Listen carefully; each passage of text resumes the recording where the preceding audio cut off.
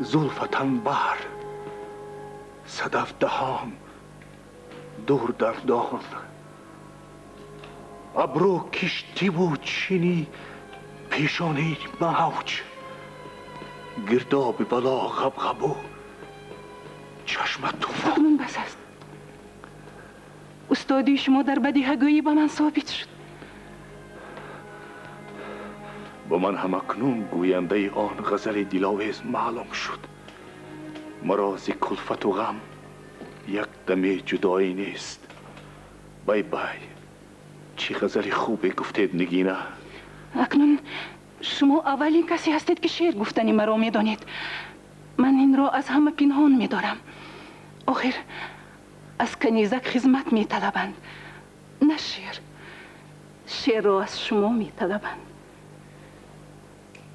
ای وای، من اکنون فهمیدم که شعرهایم را برای کی میگفتم، که به من از غیب الهام میداده است.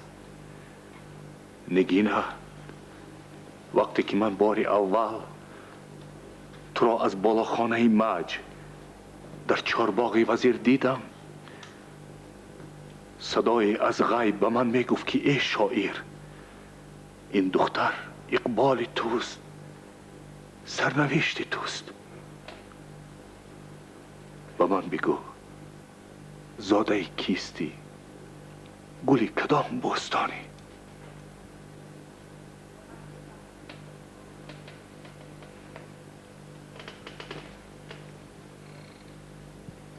من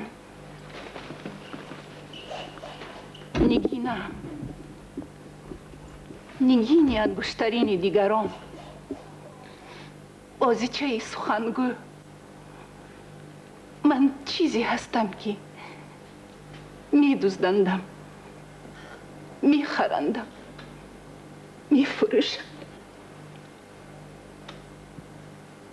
نگینه، گنج های دنیا را گرد آورند به بهای تو نمیرسد. تو خود گنجی بی بهایی.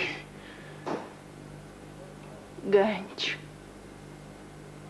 شاید از همین سبب باشد که داوود خان راهزن این گنج را دزدید.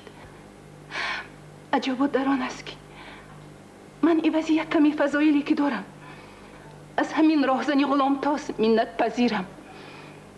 وی مرا نزد استادان خانان هنرها آموزاند تا که بهای مرا بلند کرده باشد.